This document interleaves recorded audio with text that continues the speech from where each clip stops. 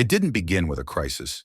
It began with a shift in diplomacy, in strategy, in silence. You're watching the Watchtower Report, where strategy meets reality. Here's what the world missed this week. Russia-Ukraine. Ceasefire on Moscow's terms. President Vladimir Putin has proposed halting Russia's invasion of Ukraine, but not retreating. Instead, Moscow suggests freezing the conflict along current front lines, while still claiming control over 4 partially occupied Ukrainian regions. Kyiv, however, is not convinced. President Zelensky has rejected the idea of legitimizing any territorial loss, especially Crimea.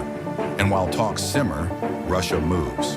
Over 67,000 Russian troops are now massing along the northeastern border near Sumy, while a new offensive pressure builds across Kharkiv and Donetsk.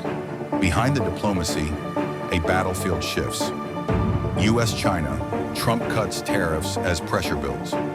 In Washington, a surprise move.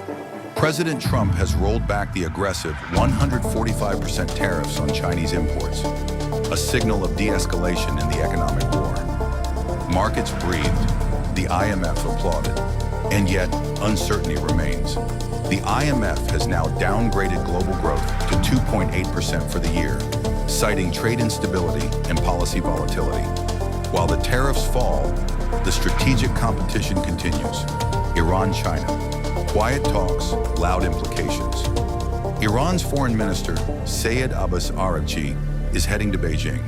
On the agenda, bilateral ties, energy corridors, and international leverage. This comes just days ahead of Tehran's upcoming nuclear talks with Washington, set in neutral Oman. As the West prepares to negotiate, Iran builds eastward, and China listens closely. U.S.-India, a strategic trade pivot. In New Delhi, U.S. Vice President J.D. Vance met with Prime Minister Narendra Modi, not for ceremony, but for strategy. The goal? Push U.S.-India trade to $500 billion by 2030.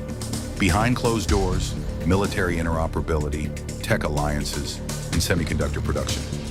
India, once neutral, now edges closer to Washington's orbit. Markets in motion.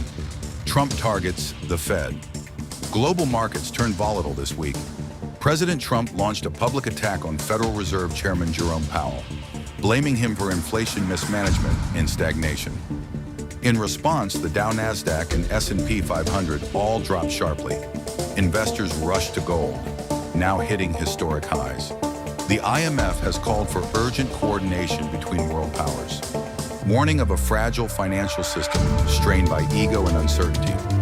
The death of Pope Francis, spiritual leader to over 1 billion Catholics, has passed away at the age of 88. His legacy: progressive reform, interfaith dialogue, and resistance to authoritarianism. Now the world watches Rome.